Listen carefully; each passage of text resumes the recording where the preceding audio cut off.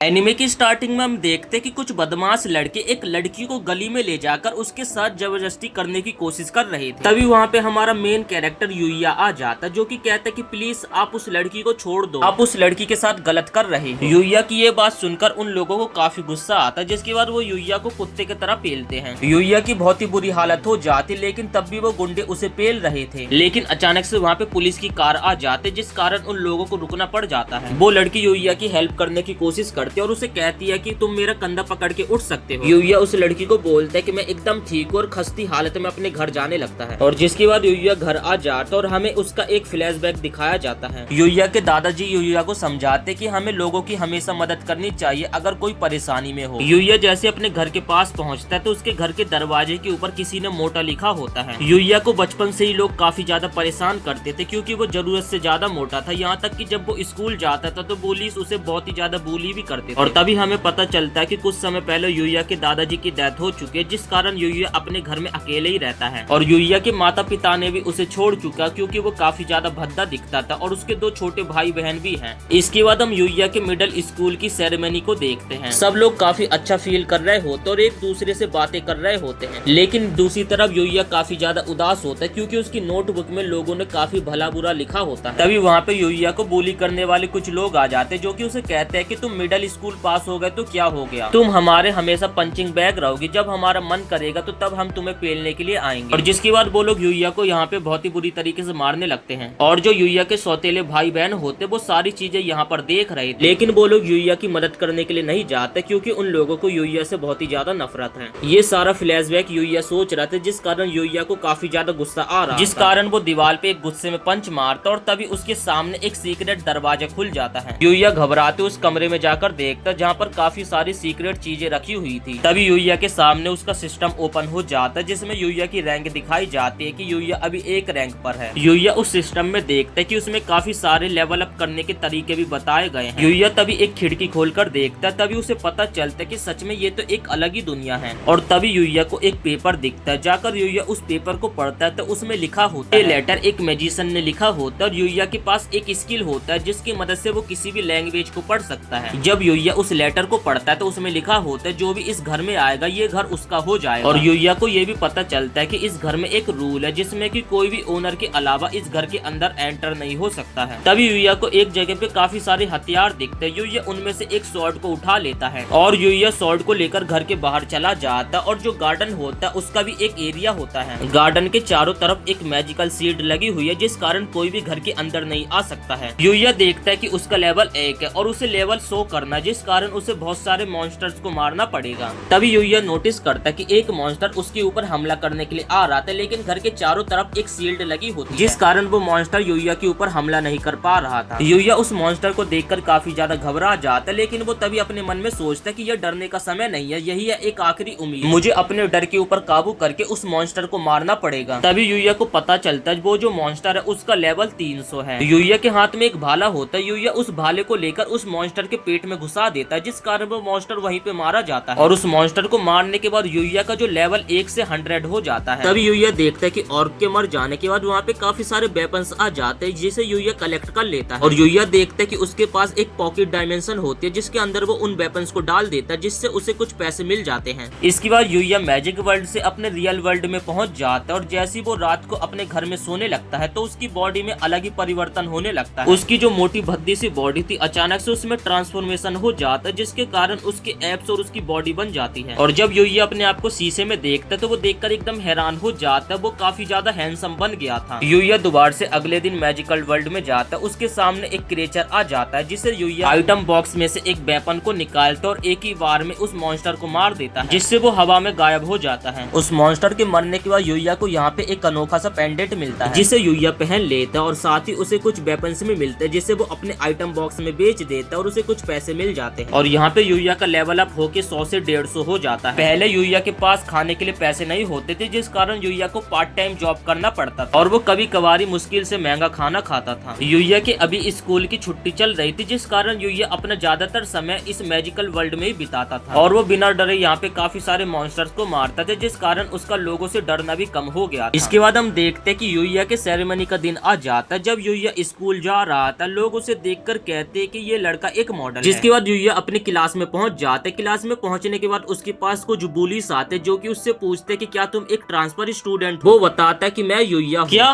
तुम युया हो? मुझे तो यकीन नहीं हो रहा, वो सुअर हाथी का बच्चा इतने जल्दी कैसे बदल गया।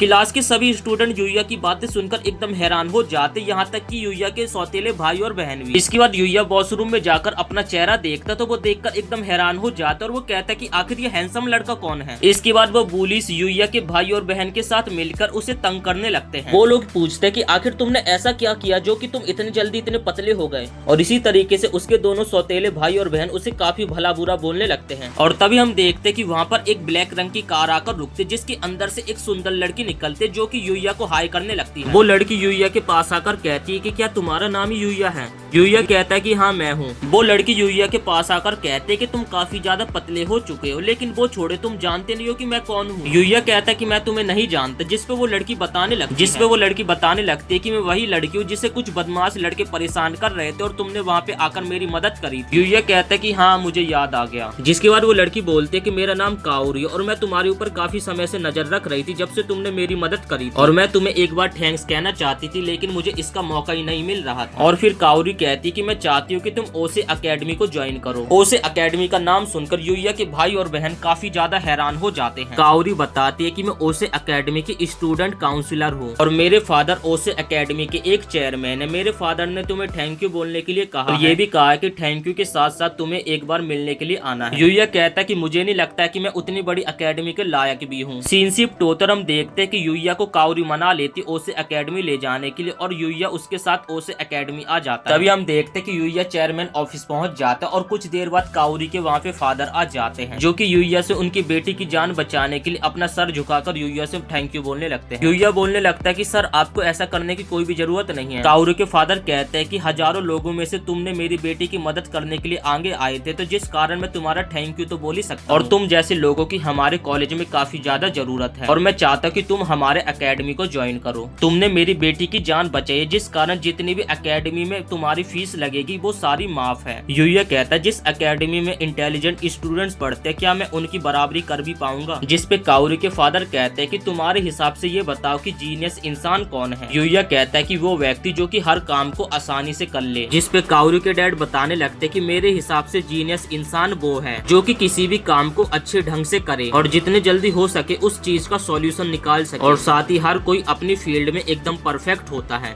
काओरी के फादर कहते कि मुझे पता है कि ये तुम्हारे साथ अचानक से हो रहा और इस चीज के लिए तुम एकदम तैयार नहीं हो, लेकिन तुम अकेडमी को ज्वाइन करने से पहले एक बार ट्रायल तो ले सकते हो और उसके बाद तुम आंसर बताना अपना। और उतने में वहाँ पे एक लेडी आ जाती जिनका नाम मिस सवाडा होता है। चेयरमैन बताते कि इनका नाम मिस सवाडा, जिनकी क्लास काफी ज्यादा मजेदार होती है और आसान भी, और तुम इनकी क्लास को जाकर अटेंड कर सकते और तुम्हें घबराने की कोई भी जरूरत नहीं है। ये पढ़ाने में काफी ज्यादा एक्सपर्ट है, जिनका तुम्हें पढ़ाने का तरीका भी पसंद आएगा। इसके बाद युया मिस सवाडा की क्लास को अटेंड करने के लिए चला जाता है। जिसके बाद युया क्लास में आता और क्लास में आकर सभी स्टूडेंट के सामने अपना इंट्रोडक्शन देता है कि मेरा नाम युया तांजियो है और मैं आपकी क्लास आज देखने के लिए आया हूँ कि आपकी क्लास कैसी होती है। मेरी बातें सुनने के लिए आपका बहुत बहुत शुक्रिया। सभी लड़की और लड़के युया को ही देखने लग जाते हैं युया कितना ज्यादा हैंडसम है। मिस सवाडा कहती है कि तुम पीछे जाके खिड़की के पास वाली सीट पे बैठ सकते हो। जिसके बाद युया खिड़की के पास वाली सीट पे बैठ जाता है। जिसके बाद मिस सवाडा पढ़ाने लग जाती है और हायुडा को युया से बुक शेयर करने के लिए बोलती है। जिसके बाद हायुडा युया के साथ अपनी बेंच को चिपका लेती है। जिसके बाद युया उस लड़की को कहता है कि आपसे मिलकर खुशी हुई। तब हायुडा कहते हैं कि हाँ तुमसे मिलकर मुझे भी खुशी हुई। तब मिस सवाडा की क्लास को युया देखने लगता है और मिस सवाडा की क्लास का सारा चीज युया को एकदम समझ आ रहा। तब युया अपने मन में सोचता है कि मुझे कभी भी अपने अकेडमी में इस तरीके का एक्सपीरियंस देखने को नहीं मिला। कुछ देर बाद लंच स्टार्ट हो जाता और सभी स्टूडेंट्स युया के पास आ जाते हैं और वो लोग पूछने लगता है कि आखिर तुम किस अकेडमी से थे। तभी युया के पास एक बंदा आ जाता, वो कहता है कि इन सबको माफ करना, ये तुमसे काफी ज्यादा सवाल जवाब कर रहे हैं। तब ये बंदा कहता है कि मेरा नाम रायू करानासी और तुम मुझे रायू कह सकते हो और तुमसे मिलकर मुझे अच्छा लगा। रायू युया से पूछता कि क्या तुम मेरे साथ कैफेटेरिया चलना चाहोगे। जिसके बाद वो दोनों कैफेटेरिया आ जाते हैं। युया ये देखकर एकदम हैरान हो जाता है, कैफेटेरिया में जो भी खाना था वो 500 यन से एकदम ऊपर थी। रायू बताता है कि ये हमारे लिए नई बात नहीं है, लेकिन जो न्यू स्टूडेंट होते हैं उनके लिए ये थोड़ा शॉकिंग होता है। युया आज का दिन न्यू स्टूडेंट के साथ अटेंड करता करता है और उसे काफी ज्यादा अच्छा लगता है। शाम के समय चेयरमैन से यूया मिलने के लिए आता है और चेयरमैन उससे पूछता है कि बताओ तुम्हें कैसा लगा, जिसके बाद यूया चेयरमैन को कहता है कि मैं इस एकेडमी को ज्वाइन करना चाहूँ। ये सुनकर चेयरमैन काफी ज्यादा खुश होते हैं। चेयरमैन के रूम से निकलते समय यूया को काओरी दिख जाती है। काओरी कहते हैं कि मुझे लगता है कि तुम अब एकेडमी ज्वाइन करने वाले हो, जिसपे यूया कहता है कि हाँ। तब काओरी यूया से पूछने लगती है कि ये बताओ क्या तुम फ्री हो। यूया कहता है कि हाँ फ्री हूँ मैं, जिसके बाद वो दोनों बाहर घूमने के लिए आ जाते। काओरी यूया के साथ आइसक्रीम खाने के लिए आई थी। फिर वो दोनों आइसक्रीम खाने लगते। तभी यूया की नजर जाती है कि आइसक्रीम का दाम तो 750 येन। यूया कहता है कि मैजिकल वर्ल्ड में जाके हंटिंग करने के कारण मेरे पास थोड़े बहुत तो पैसे हैं।